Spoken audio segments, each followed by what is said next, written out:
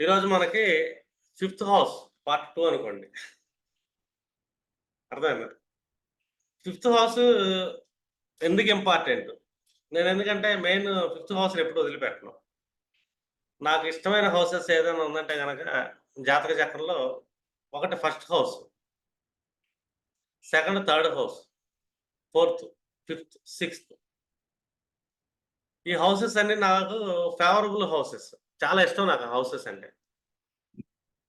ఎందుకంటే నాకు ఈ హౌసెస్ మీద ఇంట్రెస్ట్ కలగడానికి కారణం గూడా ఏంటంటే మనకి విశ్వనాథ సత్యనారాయణ గారి పుస్తకాలుంటాయి. 'వేయి పడగలు' అని చెప్పేసి ఇలాగ చాలా పుస్తకాలుంటాయి. అయి నాకు చాలా ఇష్టంగా చదువుతా.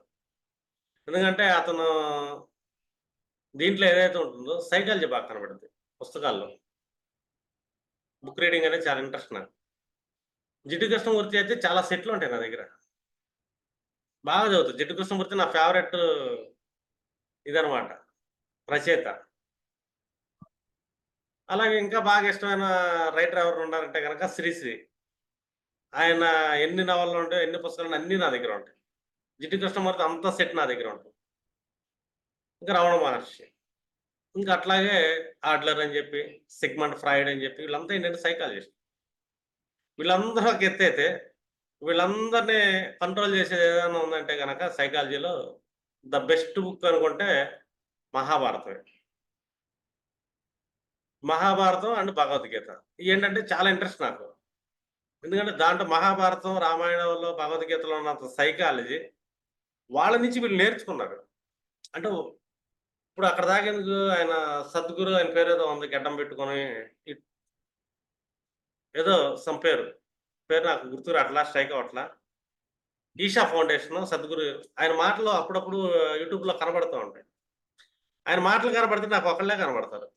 జిడ్డు కృష్ణమూర్తి. జిడ్డు కృష్ణమూర్తే కనపడేది నాకు. ఎందుకంటే జిడ్డు కృష్ణమూర్తి ఫిలాసఫీయే అతను చెప్తాడు. వేరేది ఏది బయటికెళ్ళదు. ఆయన ఒక 100 కాదు. నేను కొన్ని చూస్తేనే నాకు అర్థమైపోయింది. ఇతను జిడ్డు కృష్ణమూర్తి ఫాలోవరు అని. జిడ్డు కృష్ణమూర్తి మొత్తం చదువుతున్నాం అనుకోండి ఫిలాసఫీలో. నాకు ఇంకొకళ్ళు కనపడతారు. జిడ్డు కృష్ణ బుక్స్ చదువుతున్నప్పుడల్లా నాకు ఉమ్మరకాయ రుబాయిత్ కనపడింది. జిడ్డు కృష్ణమూర్తి ఉమ్మరకాయకి ఫాలోవరు. ఇలాగా ఒక్కొక్కళ్ళు చదువుతుంటే మనకి ఒక్కొక్కళ్ళు కనపడుతుంటారు. నేనేమో ఆస్ట్రాలజర్‌ని. నాకేం కనపడతాయంటే ఈ భావాలు కనపడతాయి. ఎవరు మాట్లాడినా గూడా భావాలే కనపడతాయి. ఒక పర్సన్ బాగా మంచి మేధావి. మేధావి అనంగానే మనకేంటి ఇంటెలిజెంట్ పర్సన్ అనంగానే గురువు ఒకటి కారకుడవుతాడు. అది ఫిఫ్త్ హౌస్ అనేది ఇంటెలిజెన్స్ కారకత్వం, మంత్రజ్ఞానం. చాలా బావుందది. ఎక్సలెంట్‌గా ఉంది నాలెడ్జ్. ఇంకోడికేమో అసల ఫిఫ్త్ హౌసే పనిచేయట్ల. గురుడు బాలేదు. ఫిఫ్త్ బాల తెలివిగల్లోడు కాదు. మహా తెలివి తక్కువోడని చెప్పాలి. జ్ఞానేం గాదు. కానీ తెలివిగల్లోడేమో జీవితంలో ఎదగట్ల. 100 ఫిలాసఫీలు చెప్తాడు కూర్చొని. ఎక్కడేసిన గొంగలి అక్కడే ఉంటది. తెలివి తక్కువడేమో డబ్బులు బాగా సంపాదిస్తున్నాడు. వీడి దగ్గర తెలివితేటలేం లేవు. డబ్బు బాగా సంపాదిస్తాడు. నేను ఒకటే ఆలోచిస్తా. ఈడు డబ్బులు సంపాదిస్తున్నాడు. ఈడికేమో పంచమ భావం బాలేదు. నిజంగా. ఆడికేమో పంచమ భావం బావుంది. చతుర్థం బావుంది. డబ్బులే సంపాదించలేకపోతున్నాడు. రీజన్ ఏంటంటే డబ్బులు సంపాదించేవాడికి ఆరో భావం బావుంది. సంపాదించలేనోడికి ఆరో భావం బలహీనంగా ఉంది. సిక్స్త్ హౌస్ బలహీనంగా ఉంది. అర్థమైందా? దాన్ని కార్యరూపంలో తీసుకెళ్ళలేడు ఎన్ని తెలివితేటలున్నా. పని చేపియలేడు పర్సన్. పని చేపియాలంటే సిక్స్త్ బలంగా ఉండాలి. నాకు ఫోర్త్ బలంగా ఉంది. నేను మంచి మంచి డెసిషన్స్ తీసుకుంటాను. ఫిఫ్త్ బలంగా ఉందంటే, సిక్స్త్ బలంగా లేదుగా. దాన్ని నువ్వు అప్లై చేయలేవు. నీ పక్కన నీ ఫ్రెండ్ ఉన్నాడు. నీతో కాసేపు మాట్లాడతాడు, అడుగుతాడు, సలహాలు అడుగుతాడు. నువ్వే చాలా పెద్ద గొప్పోడులాగా ఫ్రీగా సలహాలు ఇస్తూ ఉంటావు. ఫ్రీగా సలహాలు ఇస్తుంటావు. నువ్వు చాలా గొప్పోడిలాగా. మీ ఫ్రెండ్ ఏంటంటే పాపం తెలీదు పాపం ఆ నాలెడ్జ్. కానీ అతని దగ్గర ఒకటుంది. దేన్నైనా ఎగ్జిక్యూట్ చేయగలుగుతాడు. దాన్ని క్యాష్ చేసుకోగలుగుతాడు. అతను కష్టపడగలడు. ఆరో భావం బలంగా ఉంది. అతను ఎగ్జిక్యూట్ చేసుకొని అతను సంపాదిస్తూ ఉంటాడు. నువ్వు చూస్తూ ఉంటావు. ఎందుకంటే నీకు ఫిఫ్త్ బలంగా ఉంది కాబట్టి నువ్వు చూస్తా ఉంటావు. ఇంకా స్కెచ్‌లేస్తుంటావు. ఇంకా మంచి నాలెడ్జ్ ఉంటది నీ దగ్గర. దాన్ని వర్కౌట్ చేసుకొని జేబులో వేసుకునే కెపాసిటీ ఆరో భావం బలంకున్నోడికే ఉంటది. ఇంకెవ్వరికి ఉండదు. అర్థమైందా? ఒకడికి ఫోర్త్, ఫిఫ్త్, సిక్స్త్ అసలేం బాలేదనుకో. ఈ 7, 11 బావుంది. నేనేం చెప్తాను ఆడికి, "నువ్వేం పని చేయమాకు నాయనా. నువ్వు సొంత తెలివితేటలు వాడమాకు. నిర్ణయాలు తీసుకోమాకు. ఎవడన్నా బిజినెస్ చేస్తుంటే స్లీపింగ్ పార్ట్నర్‌కెళ్ళు. 50% డాక్యుమెంట్ ఏసి పెట్టుకో. నువ్వు దాంట్లో ఏలు కూడా పెట్టమాకు. షాప్‌కి కూడా ఎళ్ళమాకంట. ఎళ్ళొద్దు. పక్కనే కూర్చో. ఆడు కష్టపడి బాగా సంపాదిస్తాడు. లాభాలు ఈడి జేబులో పడతాయి. ఎందుకంటే 7 బావుంది. నువ్వు వాడితో రిలేషన్ బాగా మెయింటైన్ చేయగలవు. బయటకి తీసుకెళ్తావు. టిఫిన్‌లు, రెస్టారెంట్‌లకి అన్నిటికి బాగా చూసుకుంటావు నీ పార్ట్నర్‌ని. నీ పార్ట్నర్ కష్టపడి బిజినెస్ చేస్తాడు. నీకు ప్రాఫిట్స్ ఇస్తాడు. 7, 11 బావుంది కాబట్టి. కాదు నేను దాంట్లో ఏలు పెడతాను, దాంట్లో కూర్చుంటానన్నావా, ఆ బిజినెస్ కంప్లీట్ కొలాప్స్ అయిపోద్ది. ఎందుకంటే నీకు ఫోర్త్ బాలేదు, ఫిఫ్త్ బాలేదు, సిక్స్త్ అస్సలు బాలేదు. నువ్వు పని చేయవు. నీకయి బాలేదు. నువ్వు పనికిరావు. Unfit candidate. కాపోతే దేవుడు నీకేంటంటే ప్రాఫిట్స్ జేబులో యేసుకునేది ఇచ్చాడు. దీన్ని నీకు తెలివితేటలుంటే గనక కొద్దో గొప్పో అవతలోడిని నమ్ముతావు. గుడ్ రిలేషన్ మెయింటైన్ చేస్తావు. డబ్బులొస్తాయి. స్లీపింగ్ పార్ట్నర్‌కెళ్తావు. పాపం ఆడి తెలివితేటలతో, ఆడి స్కెచ్‌లతో బాగా బిజినెస్ చేస్తాడు. నీ పర్సెంటేజ్ నీ పెట్టుబడికి నీ 50 నీకిచ్చేస్తాడు. అంటే దేవుడు ఒక్కొక్కళ్ళకి ఒక్కో చోట ఇస్తుంటాడు. ఎవరికైతే 4, 5, 6, 7, 11 బావుంటాయో వీడు ఎవ్వడి దగ్గర పార్ట్నర్‌షిప్ తీసుకోక్కర్లా. గ్రౌండ్ నుంచి ఆకాశానికి ఎగుతూ డౌన్ టు ఎర్త్ అంటారు చూసావా? వాళ్ళు. వాళ్ళ ఐడియాస్‌ని వాళ్ళే ఉంచుకుంటారు. వాళ్ళే ఇంప్లిమెంట్ చేసుకుంటారు. వాళ్ళే క్యాష్ చేసుకుంటారు. నేనున్నాను. నాకు కొన్ని ఐడియాలుంటాయి. వాటిని నేను ఊరికనే వదలను. దానికి సమ్ రేట్ డిజైన్ చేస్తా. ఇది నా కష్టం, నా తెలివితేటలు. దీన్ని నేను ఎలా యుటిలైజ్ చేసుకోవాలి? ఫస్ట్ ఏం చేస్తానంటే నేనే యుటిలైజ్ చేసుకుంటా నా జాతకాన్ని. ఎక్కడ అలైన్‌మెంట్ కనపడ్డా దాన్ని నేనేంటంటే నాకు వాడుకుంటా పర్సనల్‌గా. లాభాలు ఎలా తీసుకోవాలని ఆలోచిస్తా. ఎందుకంటే నాకు 6 బావుందనుకో. 6 బావుంది. నేను దాన్ని వర్కౌట్ చేసుకుంటా నా ఐడియాని. అర్థమైందా? యాస్ట్రాలజీ నేర్చుకున్నా. దాంతో డబ్బులెలా సంపాదించాలి. ఎందుకని 6 బాగుంది. పంచమం బావుంది. లెర్నింగ్ బావుంది. తెలివితేటలు బావున్నాయి. 6 బావుంది. తెలివితేటలుంది. 6 బాలేదు. నేను దీన్ని క్యాష్ చేయలేను. ఎన్‌కాష్ చేసుకోలేను. అందుకే సిక్స్త్ మోస్ట్ ఇంపార్టెంట్. ఇప్పుడు మనం ఫిఫ్త్ గురించి మాట్లాడుకున్నాం అనుకోండి. ఫిఫ్త్ అనంగానే మనకి పరాశర మహర్షి ఒకటే చెప్పాడు. 159 చెప్పాడు. ధర్మ త్రికోణం. ధర్మ త్రికోణంలో 3 ఉన్నాయి మనకి. ఒకటేమో ఫిఫ్త్ అనంగానే పూర్వజన పుణ్యం, సెల్ఫ్ లెర్నింగు, మంత్రస్థానం, మంత్రభావం. మంత్రం అనంగానే మళ్ళీ అక్కడికెళ్ళిపోతాం. ఎక్కడికి డి20లోకెళ్ళిపోతాం. మంత్రం అనంగానే. మళ్ళీ డి20లో మళ్ళీ ఫిఫ్త్ హౌస్. ఇష్టదేవత చేయగలుగుతాడు లేదా? అందులో లగ్నం. మంత్రబలం లాక్కోగలుగుతాడు లేదా? అర్థమైందా? అంటే అతను మంత్రోపాసన, గురువు దొరుకుతాడంటే లగ్నం బాగుందా లేదా చూసుకుంటే. అలా 9థ్ స్థానం. లగ్నానికి 9థ్ స్థానానికి గురు దృష్టిలు పడుతున్నాయనుకోండి. వాళ్ళు మంత్రోపాసన, మంచి నాలెడ్జ్ లాక్కోగలుగుతారు డి20లో. అది ఫిఫ్త్ బావుందనుకోండి. ఆ ఫిఫ్త్ మీద శుభగ్రహాలు ఎప్పుడైనా సరే 1511లో డి20లో శుభగ్రహాలు స్థితి ఉంది, దృష్టి ఉంది. వాళ్ళు సక్సెస్ ఎళ్తారు. మోక్షంకెళ్ళాలి. 482 బావుండాలి డి20లో. ఇయన్నీ బావుండాలి అంటే గనక అసలు మనకు నాటల్ చార్ట్‌లో ఫిఫ్త్ హౌస్ ఎందుకు ఇంపార్టెంట్? ఫిఫ్త్ అనేది చాలా ఇంపార్టెంట్ అయిన హౌస్ ఇది. ఎందుకు ఇంపార్టెంట్? ఎందుకంటే ఒక మనిషి వ్యక్తిత్వం ఎలా డిజైన్ అవుతుంది. నాకో వ్యక్తిత్వం ఉంటుంది. ఇంకోడికి ఇంకో వ్యక్తిత్వం ఉంటుంది. నేను ఒకలా చూస్తా సమాజాన్ని. ఆస్ట్రాలజీ, జ్యోతిష గ్రంథాలు నేను ఒకలా చూస్తా. ఒకలా నేర్చుకునే గుణం ఉంది. ఇదంతా ఏంటంటే నా ఫిఫ్త్ డిసైడ్ చేస్తుంది. ఫిఫ్త్ ఒకటే కాదు. నా వ్యక్తిత్వాన్ని డిసైడ్ చేసేది కూడా ఫిఫ్తే. ఎందుకంటే ఈ 159 అనేది మోస్ట్ ఇంపార్టెంట్. ఎవరి జాతకంలో సరే 1లో గాని, 5లో గాని, 9లో గాని ఏదైనా ప్లానెట్స్ కూర్చున్నాయనుకోండి. ఆ ప్లానెట్స్ వాళ్ళ వ్యక్తిత్వాన్ని డిసైడ్ చేస్తాయి. ఇప్పుడు నాకొక వ్యక్తిత్వం కావాలి. నాది ఒక తులా లగ్నం అనుకుందాం. నా 159లో నైన్త్‌లో గురు, శుక్రులిద్దరు కూర్చున్నారు. గురువు, శుక్రుడు. నైన్త్ హౌస్‌లో కూర్చొని నా 1 ట్రిగ్గర్ చేసారాళ్ళు. అంటే ఈ ధర్మ త్రికోణం అనేది ట్రిగ్గర్ అయింది. ట్రిగ్గర్ అయింది నా వ్యక్తిత్వం ఏంటి? అంటే నా లగ్నం ఏంటి? నాకు ఒక వ్యక్తిత్వం ఉండాలి. అది ఎక్కడి నుంచి వస్తుంది? ఏదైనా నేర్చుకుంటే వస్తుంది. అంటే ఫిఫ్త్ హౌస్ అనేది మనకు ఒక లెర్నింగ్ ఇస్తుంది. ఒక జ్ఞానాన్నిస్తుంది. ఈ జ్ఞానం ద్వారా ఆ వ్యక్తి అతని వ్యక్తిత్వాన్ని నిర్ణయించుకుంటాడు అని. అంటే లెర్నింగ్‌నిచ్చేదెవరు? ఈ 159లో ఉండే ప్లానెట్స్ ట్రిగ్గర్ చేస్తాయి. ఇప్పుడు నా గురుడు కూర్చున్నాడు నైన్త్ హౌస్‌లో అనుకుందాం. మిథున రాశిలో గురుడు కూర్చున్నాడు. నా తులా లగ్నానికి నైన్త్‌లో కూర్చున్నాడు. ఈ గురుడు నాకు ఏం చేస్తుంటాడు? నైన్త్ అనంగానే ఒక జడ్జిమెంటు, ధర్మం వస్తుంది. కానీ నేచురల్ గురువు ఎవరు ఇక్కడ నాకు? నేచురల్ గురువుకి అర్హత్వాలు కొన్ని ఉంటాయి. టీచింగ్ చేయటం, అవతల వాళ్ళకి అర్థమయ్యేటట్టు చెప్పటం. ఇదంతా గురువు లక్షణాలు, ధర్మం. అంటే అర్థశాస్త్రం. అంటే రాజ్యాన్ని ఎలా పరిపాలించాలి, అడ్మినిస్ట్రేషన్ ఎలా చేయాలి, ఇయన్నీ గురువు దగ్గర ఉండే డిఫాల్ట్ లక్షణాలు. కానీ దాంతో నా వ్యక్తిత్వం వస్తుందా అంటే, నా వ్యక్తిత్వాన్ని అతను ఏం చేస్తున్నాడు? మూడో భావాధిపతి, ఆరో భావాధిపతి అయ్యాడు. మూడో భావాధిపతి అయ్యాడు గురుడు. నేను ట్రావెలింగ్ చేస్తున్నా, షార్ట్ ట్రావెలింగ్, అబ్జర్వేషన్ చేస్తుంటాను. షార్ట్ ట్రావెలింగ్ జ్ఞానాన్ని పొందుతాను. ఒక లెర్నింగ్ అయింది నాకు. ఎందుకంటే నైన్త్‌లో కూర్చున్నాడు, 5ని ట్రిగ్గర్ చేశాడు. నాకు ఒక లెర్నింగ్‌ని ఇచ్చాడు. ఎక్కడి నుంచి ఇస్తున్నాడు? Short travels. అలాగే నా ఇరుగు పొరుగు జనాలను చూస్తున్నాను. లేదా నా కనిష్ట సోదర వర్గం, సోదరి వర్గం వీళ్ళని అబ్జర్వ్ చేస్తా. నేనేంటంటే ఎంతో కొంత నేర్చుకుంటున్నా ఫస్ట్. లెర్నింగ్ ప్రాసెస్ అనేది ఫిఫ్త్‌లో జరుగుతుంది నాకు. ఇంకా పాస్ట్ లైఫ్ నుంచి ఫిఫ్త్ నుంచి ఎంతో కొంత లెర్నింగ్ ఉంటుంది. ఆ ఫిఫ్త్ లాట్ ఇస్తాడు. గత జన్మ లెర్నింగ్ అని. గత జన్మ కొద్దిగా ఉంటది మనకి సబ్‌కాన్షియస్‌లో. ఈ జన్మ లార్డ్, ఈ జన్మలో ఎవరు కూర్చున్నారు నాకు?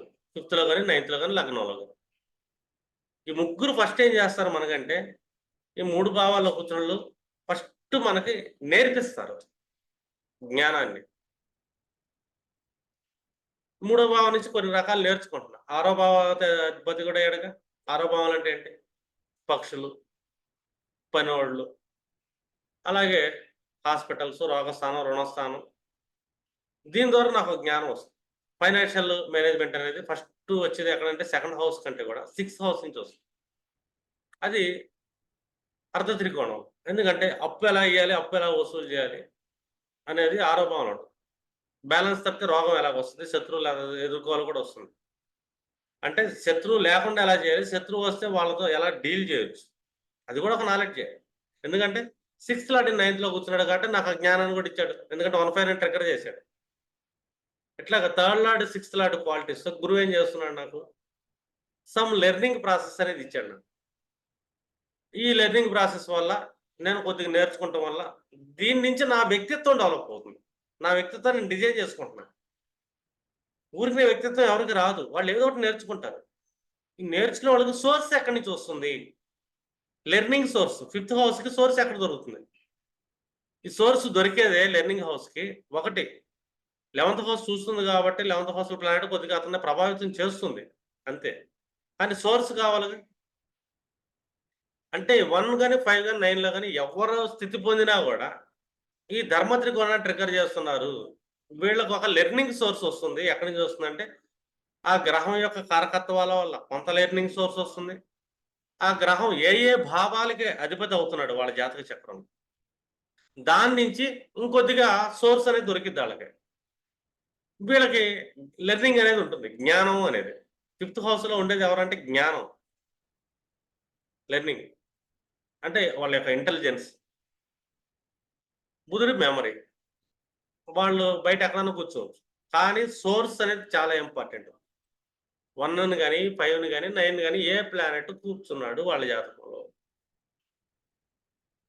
అది 159 ట్రిగ్గర్ చేస్తుంది. అక్కడ నుంచి ఆ లెర్నింగ్ నుంచి వీళ్ళు వాళ్ళ యొక్క లగ్నాన్ని డెవలప్ చేసుకుంటారు. వ్యక్తిత్వాన్ని. ఇంకోలాట కూడా కూర్చున్నాడు శుక్రుడు. అతను లగ్నాధిపతి. ఇంకోటి అష్టమాధిపతి కూడా అయ్యాడు. అష్టమాధిపతి అయ్యాడు కదా! అష్టమాధిపతి అంటే ఏంటి? రహస్య శాస్త్రాలు. అంటే సీక్రెట్ డిపార్ట్‌మెంట్స్ వోళ్ళు ఏం చేస్తుంటారు?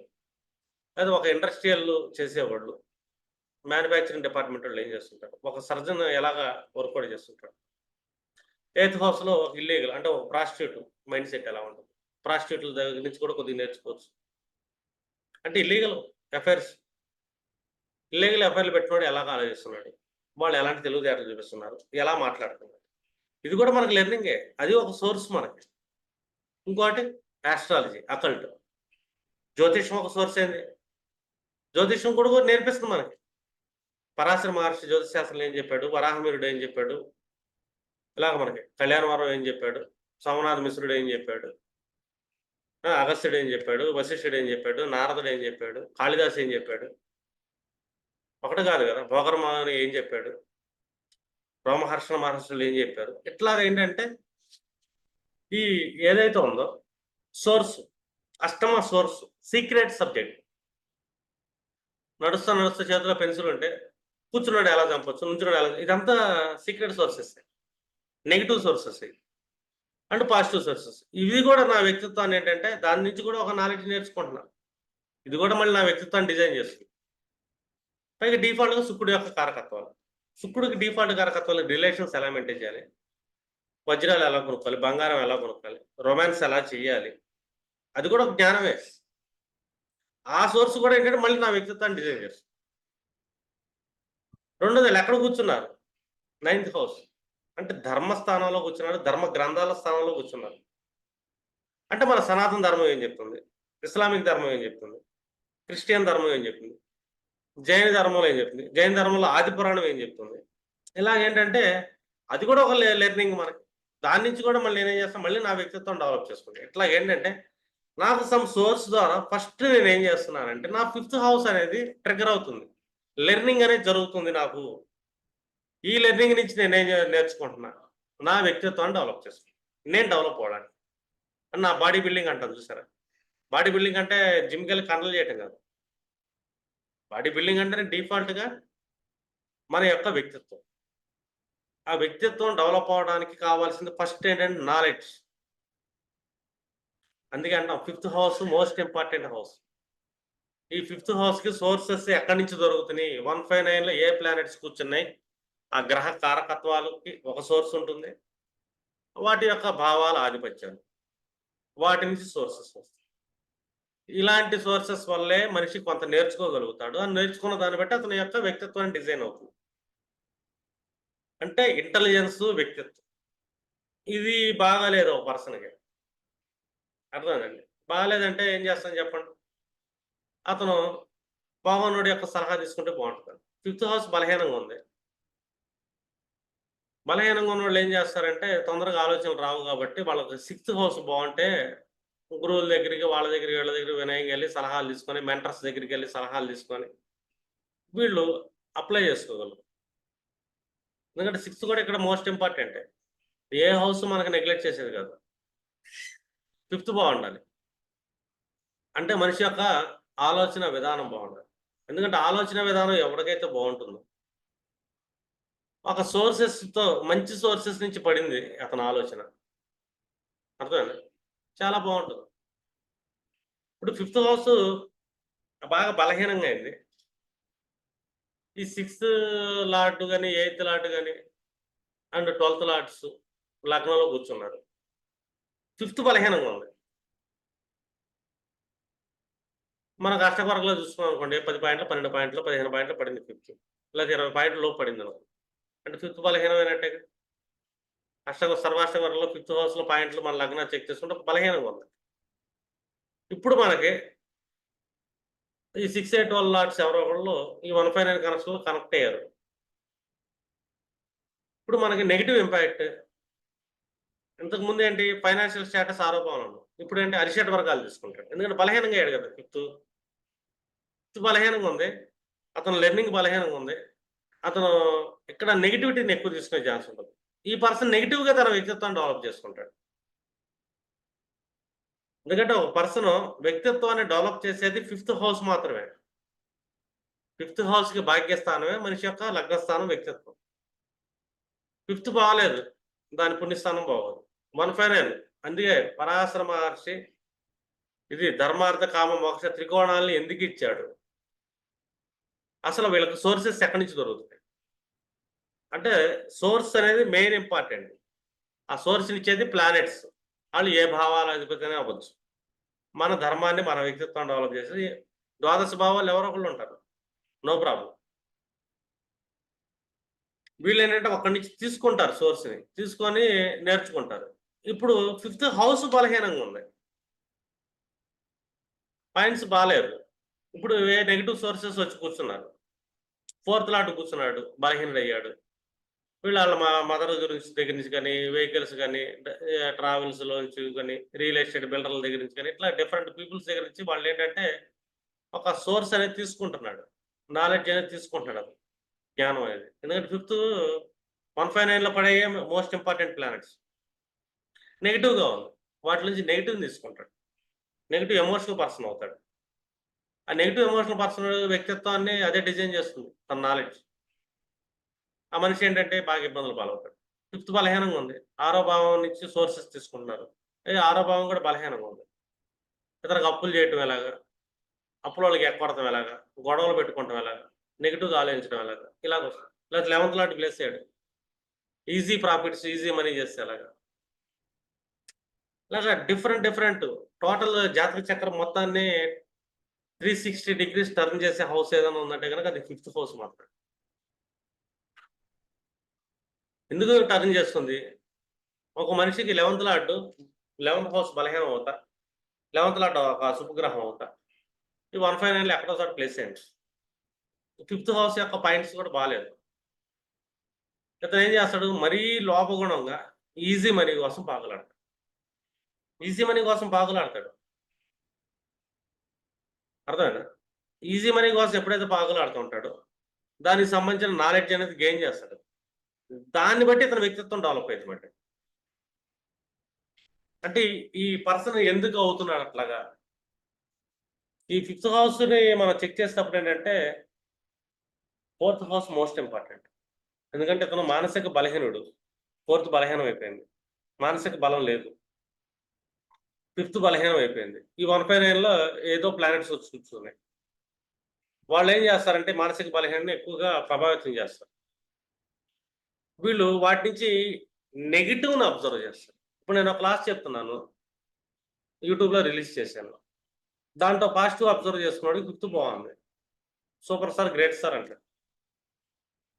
ఒక నెగెటివ్ పర్సన్ కూడా అదే క్లాస్ చూస్తాడు. అతను నెగెటివ్‌గా అర్థమైద్దది. ఇద్దరు మనుషులు మాట్లాడుకుంటారండి పక్కన ఫ్రెండ్స్. ఇలా జోవియల్‌గా ఉంటాడు. జోవియల్‌గా ఉన్న పర్సన్ భుజం మీద ఆ పర్సన్ కొట్టి సరదాగా మాట్లాడతాడన్నమాట. అవతలోడు పాజిటివ్‌గా ఉన్నాడు, పాజిటివ్‌గా తీసుకుంటాడు. ఎందుకంటే అక్కడ ఆళ్ళకి తప్పేం కనపడదు. ఎట్ ద సేమ్ టైమ్ ఇంకొకళ్ళు కూర్చున్నారు నెగెటివ్ పర్సన్. వాడు నెగెటివ్‌గా ఆలోచిస్తాడు. వీళ్ళ దగ్గర ఇద్దరి మధ్యలో ఏదో ఎఫైర్ ఉంటది, నెగెటివ్ ఉంటది అని చెప్పేసి. ఎందుకు జరుగుతుంది ఇదంటే అతను నేర్చుకున్నాడు. అతని వ్యక్తిత్వం డెవలప్ అయింది. ఏంటంటే అతనికి ఒకటి నేర్చుకున్నాడు. అతను ఫిఫ్త్‌లో ఒకళ్ళు ట్రిగ్గర్ చేశారు. 159లో planet negative planet. Fifth house బలహీనంగా ఉంది. తను నెగెటివ్ నేర్చుకున్నాడు. లేతే నేను ఒక వీడియో పెట్టాను. నెగెటివ్‌గా తీసుకున్నోడు తిడతాడు. అది రాంగ్ అని. లేదా డిస్‌లైక్ కొడతాడు. అంటే ఆప్షన్ చేసుకుంటాడు గదా! ఒకే వస్తువుని మనం 2 దృష్టికోణాల్లో చూస్తున్నారు పర్సను. ఒకడు పాజిటివ్‌గా చూస్తున్నాడు. దాన్ని ఎలా యుటిలైజ్ చేసుకుందాం అని చూస్తుంటాడు ఒకడు. ఇంకోడు నెగెటివ్‌గా చూస్తాడు దాన్ని. దాన్ని ఎలా నాశనం చేద్దాం వస్తువుని చూస్తాడు. డిఫరెన్స్ ఎక్కడొస్తుందంటే వీళ్ళ లెర్నింగ్ ప్రాసెస్ ఏదైతే ఉంటదో, ఈ లెర్నింగ్ ప్రాసెస్‌లో ఫిఫ్త్ హౌస్ బలహీనం అవుతా, ఇతర అశుభ గ్రహాల ప్రభావం ఇది 159లో పడి, వీళ్ళకొక జ్ఞానం అనేది ఇస్తుందది. ఆ జ్ఞానం పాజిటివ్ అవ్వచ్చు, నెగెటివ్ అవ్వచ్చు. అంటే ఒక కన్‌స్ట్రక్షన్ చేసేదన్నా అవ్వచ్చు జ్ఞానం, డిస్ట్రక్షన్ చేసేదన్నా అవ్వచ్చు. దీ దీన్ని బట్టి ఇతని వ్యక్తిత్వం డెవలప్ అయింది. ఈ వ్యక్తిత్వంతో ఉన్న ఒక పర్సన్ కంప్లీట్ నెగెటివ్ వ్యక్తిత్వం ఉందండి. అర్థమైందా? లగ్నంలో గాని, ఫిఫ్త్‌లో గాని, నైన్త్‌లో గాని నెగెటివ్ ప్లానెట్స్ పడ్డాయి.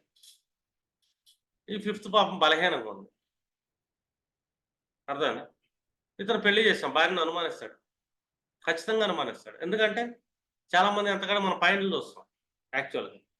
ముందు ఇతని వ్యక్తిత్వం ఎలా డెవలప్ అయింది? ఇతని చతుర్థం ఎంత బలంగా ఉంది?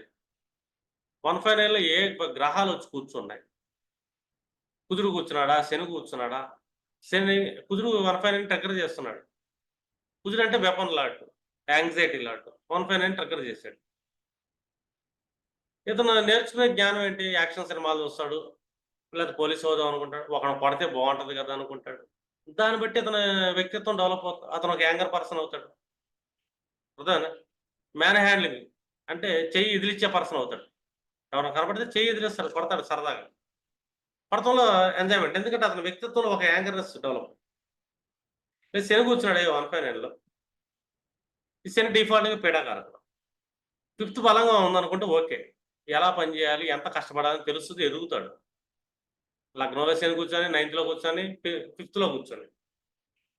ఫిఫ్త్ బలం పెరిగితే హౌస్ బలం, షడ్బలాల్లో మన బలంగా కనబడతాయి. లేదు అష్టక వర్గంలో ఎక్కువ పాయింట్లుంటాయి. 25, 28, 30, 29, 40 అలాగుంటాయి పాయింట్లు. ఫిఫ్త్. అర్థమైందా? అంటే బుద్ధి బలం పోవాలి. శని పడ్డాడు. శని అంటే ఇక్కడ కర్మకారకుడు, ఆర్టిస్టిక్ క్యాండిడేట్, ఆర్ట్స్ ఏస్తుంటాడు. అర్థమైందా? ప్లానింగ్, పురావస్తు ప్లానింగ్స్ గాని, అది గాని, ఇది గాని ఇయన్నీ శని లక్షణాలు. కానీ డిఫాల్ట్‌గా శనికి ఒక పీడ ఉంటుంది. ఈ పర్సన్ ఏం చేస్తాడు బాగా కష్టపడతాడు, శారీరక పీడను అనుభవిస్తుంటాడు, నాలెడ్జ్ బాగా ఉపయోగిస్తాడు, ఎదుగుతాడు ఫస్ట్. ఫిఫ్త్ బలహీనమైంది. శని 1/9లో పడ్డాడు. జ్ఞానాన్ని ఇస్తున్నాడు ఈసారి. పీడా జ్ఞానాన్ని ఇస్తాడు. అర్థమైందా? ప్రతి దాంట్లో నెగెటివ్ చూస్తాడు. పని బద్ధకాన్ని ఇస్తాడు. లేజినెస్‌ని ఇస్తుంటాడు. ఫిఫ్త్ బలహీనమైంది కదా! దానికి తోడు దరిద్రానికి సిక్స్త్ కూడా బలహీనమైందనుకో ఇంప్లిమెంటేషన్ కూడా ఉండదు. 4, 5, 6 3 భావాలు బాగా బలహీనమైనయి. వీళ్ళు 100 లెక్కలు చెప్తారు. ఏ పని చేత కాదు. ఇంప్లిమెంట్ చేయలేరు. మాటలు కోటలు దాటి ఎళ్తాయి. డిపెండ్ అయ్యి ఉంటారు. ప్రతి దాంట్లో ఇచ్చేత్తే నష్టమొత్తది, అది చేత్తే అది నష్టమొత్తది, ఇది వేస్ట్, అది వేస్ట్, ఇది వేస్ట్ అంటారు కొంతమంది పొద్దున్న లెగిత్తే. వాళ్ళ జాతక చక్రాలు ఓపెన్ చేసి చూడండి. వాళ్ళ ఫిఫ్త్ ఎంత బలహీనంగా ఉంది. సరే బుద్ధి లేదనుకుంటాం. సిక్స్త్ ఎంత బలహీనంగా ఉంది. అంటే అప్లై చేయడం చేత కాలేదు. సిక్స్త్ కూడా చాలా ఇంపార్టెంట్ ఇక్కడ. ఎందుకంటే ఒక ఫిఫ్త్‌తో వదిలేయకూడదు. ఈ ఫిఫ్త్‌ని బట్టి ఇలా బుద్ధి, వ్యక్తిత్వం అనేది డెవలప్ అవుతుంది కదా! ఒక వ్యక్తిత్వం ఎవరిదైతే చాలా బలంగా ఉంటుందో వాళ్ళు సక్సెస్‌ఫుల్ పీపుల్. ఒక వ్యక్తిత్వం బాగా బలహీనమై సిక్స్త్ బలంగా ఉందనుకో వీళ్ళు డిస్ట్రాక్షన్ కూడా చేస్తుంటారు. వ్యక్తిత్వం బలహీనమైపోయింది. పంచమం బలహీనమైంది. 6 బాగుంది. వీళ్ళన్నిటికి యుద్ధాలకెళ్తుంటారు. ప్రతి విషయాన్ని సమస్యాత్మకంగా మార్చేస్తారు. పెళ్లి చేస్తే సంసారాన్ని నాశనం చేస్తారు. అర్థమైందండి? పిల్లల జీవితాలను నాశనం చేస్తారు. పిల్లల కంటే. ఎందుకంటే వాళ్ళ బుద్ధి బాలేదు. క్రమశిక్షణ ఉండదు. అంటే డిసిప్లిన్ వరకు ఉండదసలు వీళ్ళకి. ఎంత ఖర్చయిద్ది? పెళ్ళికి ఎంతయిద్ది? భార్యకి ఎంత రెస్పెక్ట్ ఇవ్వాలి? పిల్లలకి ఎంత చూడాలి? ఫ్యూచర్‌లో ఎంత అయ్యే అవకాశాలుంటది? మనం ఎంత కాలిక్యులేషన్‌లకెళ్ళాలి? ఇదేం ఉండదింక ఆళ్ళకి. ఎందుకంటే ఆళ్ళ ఫిఫ్త్ బాలేదు. వాళ్ళ వ్యక్తిత్వం డెవలప్ అవ్వలేదు. నెగెటివ్ ప్లానెట్స్ వచ్చి 1/9లో ఎక్కడో కూర్చొనున్నాయి. ఎందుకంటే ఫిఫ్త్‌ని ఎప్పుడైతే నెగ్లెక్ట్ చేస్తామో మనం యాస్ట్రాలజర్స్‌గా, ఒక మనిషి వ్యక్తిత్వాన్ని స్టడీ చేయకపోతే ప్రిడిక్షన్స్ ఫెయిల్ అవుతాయి. ఎందుకు ఫెయిల్ అవుతాయంటే పర్సన్‌ని మనం చదవాలి. అతని వ్యక్తిత్వాన్ని మనం చదవాలి. ఆ వ్యక్తిత్వం ఎంత ఉన్నతంగా ఉందో తెలియాలి మనకు. అంటే బలాలేంటి? ఇప్పుడు సమ్ ఎగ్జాంపుల్ చెప్పుకుందాం. ఒక పర్సన్ జాతకంలో ఫిఫ్త్ బలహీనంగా ఉంది. ఎయిత్ బలంగా ఉంది. అర్థమైందా? ఎయిత్ బలంగా ఉంది. 11థ్ బలంగా ఉంది. జనరల్‌గా చూసుకున్నాం అనుకోండి. 8 అనేది మనం చూసుకుంటే సీక్రెట్ ఏజెన్సీలు, సెక్యూరిటీ డిపార్ట్మెంట్స్ ఇలా జనరల్‌గా చెప్పుకుంటాం మనం. 8కి కొన్ని కారకత్వాలుంటాయి. 11 అంటే గెయిన్స్, లోపగుణాలని కొన్ని చెప్పుకుంటాం. 6 నుంచి 6వ భావం కాబట్టి లాటరీలు, ఈజీ మనీ, పబ్లిక్ మనీ కావాలని అనుకుంటాం మనం. మన దగ్గర ఫిఫ్త్ బలహీనమైంది. సిక్స్త్ బలహీనమైంది. ఫోర్త్ బలహీనమైంది. 4, 5, 6 వరుసగా పాయింట్లు తగ్గిపోయినాయి. కానీ 8, 11 బావుంది. ఈ మనిషికి బుద్ధి పనిచేయదు. మనస్సు ఉండదు. కష్టపడే గుణం ఉండదు. ఈజీ 8, 11 బావుందిగా. ఎవడిని మోసం చేద్దాం, ఎక్కడ బెట్టింగ్‌లు కడదాం. లేతే మేల్ ప్రాస్టిట్యూషన్ చేస్తే ఏమైనా బావుంటదా? లేకపోతే ప్రాస్టిట్యూషన్ హౌస్ పెడితే బావుంటదా? లేకపోతే మనం ప్రాస్టిట్యూషన్ చేస్తే బావుంటదా? ఇట్లా ఏంటంటే నెగెటివ్‌గా సంపాదించాలన్నమాట. వాడు ఫోర్త్ బావుంది. ఫిఫ్త్ బావుంది. సిక్స్త్ బావుంది. ఇతను 8, 11 కూడా బావుంది. ఇతనేం ఆలోచిస్తుంటాడు? నాలెడ్జ్ బాగా చదువుతాడు. రీసెర్చ్‌లోకెళ్తాడు. లేదా ఓ మ్యానుఫ్యాక్చరింగ్ డిపార్ట్‌మెంట్ పెడితే ఎలా ఉంటది? ఒక సెక్యూరిటీ ఏజెన్సీ పెడితే ఎలా ఉంటది? వీళ్ళు జూదాల వైపు ఎళ్ళరు. అర్థమైందా? 8, 11 ఈజీ మనీయే. జూదం పబ్లిక్ మనీ ఇస్తుంది మనకి. 4, 5, 6 వరుసగా డ్యామేజ్ అయిపోయినాయి. మనసు స్థిరంగా ఉండదు. బుద్ధి సరిగ్గా పనిచేయదు. కష్టపడే గుణం ఉండదు. ఎవడు డబ్బిస్తాడా అని చూస్తుంటాడు. ఎంతకని తెగిస్తారాళ్ళు. ఎందుకంటే బుద్ధి లేనోళ్ళు ఎంతకని చేస్తారు. మానసికంగా సరైన లేనోళ్ళు. ఇదే 4, 5, 6 బాండ్ 8, 11 ఉంటే వీళ్ళు బాగా చదవటం, మంచి నేర్పరితనం, కష్టపడే గుణం. అర్థమైందా? అలాగే మ్యానుఫ్యాక్చరింగ్ డిపార్ట్‌మెంట్లు పెడతాం, ఇండస్ట్రీలు పెడతాం, రీసెర్చ్ యూనిట్లు స్టార్ట్ చేయటం, సెక్యూరిటీ డిపార్ట్‌మెంట్లు పెడతాం. ఏదో రకంగా డబ్బు సంపాదిస్తాం. పెద్ద పెద్ద యాస్ట్రాలజర్ అవ్వటం. అస్ట్రాలజీ కూడా అకల్టకే. దీనికి మళ్ళీ బుద్ధి కావాలి. ఇదే 4, 5, 6 పాడైపోయి 8, 11 బాండ్ అతను ఒక ఆస్ట్రాలజర్ అయ్యాడనుకో. క్లయింట్స్‌ని మ్యానిప్యులేట్ చేసి, మోసం చేసి ఎలా డబ్బులు సంపాదిద్దాం, ఎలా భయపెడదాం అని చూస్తాం. ఎందుకంటే జ్ఞానం లేదు. క్లయింట్‌ని భయపెట్టాలి, అరవాలి, తిట్టాలి, డామ్ డూమ్ అనాలి. అంటే బెదిరిపోతాడు కదా క్లయింట్. క్లయింట్‌ని మోసం చేయాలి. అవసరం లేనియన్నీ అమ్మాలి. ఎందుకంటే 8, 11 బావుంది. ఏదో రకంగా మోసం చేయాలి. ఎందుకంటే ఏ ఫీల్డ్‌లో అయినా సరే ఒక పర్సన్ ఎందుకు నెగెటివ్‌గా ఎళ్తున్నాడు? ఎందుకు పబ్లిక్ మనీ కావాలనుకుంటున్నాడు? ఇంకొక పర్సన్ 4, 5 ఇదే కాంబినేషన్ మళ్ళీ. ఒక కాంబినేషన్‌లో 5థ్ మైనస్ అవ్వటం వల్ల, 4 చెడిపోవటం వల్ల, కష్టపడే గుణం లేకపోవటం వల్ల ఈ పర్సన్ ఇలాగెళ్తుంది. అర్థమైందా? కష్టపడే గుణం ఉంది. ఇయన్నీ బావుండాయి. ఇంకో పర్సన్ ఎలాగెళ్తున్నాడు. వీటన్నిటికి ఒక మనిషి జీవితాన్ని దిశానిర్దేశం ఏదన్నా చేస్తుంది అంటే గనక అది కేవలం 159 ట్రయాంగిల్‌లో ఉన్న ప్లానెట్స్. అవేం చేస్తాయి? ఈ పర్సన్ కొన్ని నేర్పిస్తున్నాయి. జ్ఞానాన్ని ఇస్తున్నాయి. లెర్నింగ్ అనేది చేస్తున్నాడు. అది పాజిటివ్ లెర్నింగ్ అవ్వచ్చు, నెగెటివ్ లెర్నింగ్ అవ్వచ్చు. అర్థమేనండి? పాజిటివ్, నెగెటివ్ 2 ఉంటుంది. పాజిటివ్ లెర్నింగ్ వాడేమో సక్సెస్‌ఫుల్‌గా ఎదుగుతాడు. గొప్ప ఇండస్ట్రీలో అవుతాడు. 10 మందికి ఆధారంగా నిలబడతాడు. నెగెటివ్ లెర్నింగ్ వాడు సమాజానికి ఒక కంటకంగా ఉంటాడు. సీరియస్ అది. మీరు అయేమి చూడకుండా ఒక మనిషి యొక్క వ్యక్తిత్వం, లెర్నింగ్ క్యాపబిలిటీ ఇతని దగ్గర అసలు డిఫాల్ట్ క్వాలిటీస్ ఏముండాయి? ఈ క్వాలిటీస్ ఎట్నుంచి లాభాలు తెచ్చే అవకాశం ఉంది? అది చెక్ చేయలేదు మనం. ఉపయోగం ఏంటి చెప్పండి? ఒకడికి రెండో భావం బాలేదు. 11థ్ హౌస్ బాగుంది. చూడండి. సెకండ్ బాలేదు. 11థ్ బాగుంది. అంటే ఏంటి? కుటుంబ స్థానం, ఫైనాన్షియల్ మ్యాటర్ బాలేదు. కానీ లాభాలొస్తున్నాయి. 4, 5 బాలేదు అతనికి. 6 కూడా బాలేదు. ఇతనేంటి సంపాదిస్తాడు. నా డబ్బు నా ఇది. కుటుంబంతో నాకు సంబంధం లేదు.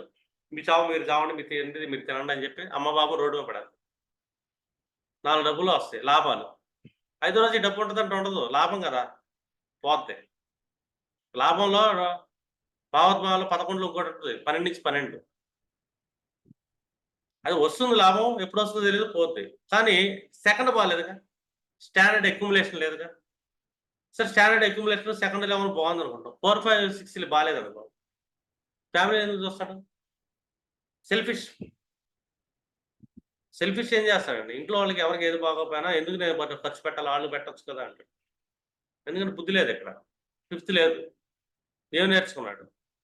అందుకే అంట ఒక మనిషి వ్యక్తిత్వాన్ని డిజైన్ చేసేది ఫిఫ్త్ హౌస్. ఒకటి పూర్వపుణ్యం. రెండోది 159 ట్రిగ్గర్‌లో ఏ ప్లానెట్ కూర్చుంది? ఏ ఏ భావాధిపతులు అవుతున్నారు? ఇతనికి ఎలాంటి జ్ఞానం ఇస్తుంది? ఎలాంటి మంత్ర జ్ఞానం ఇస్తుంది? ఇంకా బాగుంది. ఫిఫ్త్ బాగుంది. మంచి ఎయిత్ బాగుంది. తను స్పిరిచువల్ పర్సన్ అవుదాం, మంత్రవాది అవుదాం అనుకుంటున్నాడా? నైన్త్ బాగుంది. మంత్రోపాసన చేయగలుగుతాడు. మంత్రాన్ని సాధించగలుగుతాడు నైన్త్ బాండ్. హింసాంశలో నైన్త్ మీద గురుదృష్టి గురువు స్థితి పొందడం కానీ జరిగింది. అతని లగ్నాలు. మంత్రం అనేది సాధకుడు చేస్తే జపం చేస్తే మంత్రం అనేది సిద్ధిని పొందుతాడు. అది ఫిఫ్త్ డిజైన్ చేస్తుంది. హింసాంశలు ఎలాగుంది అని. అర్థమైంది. ఎయిత్ హౌస్ బాగుంది.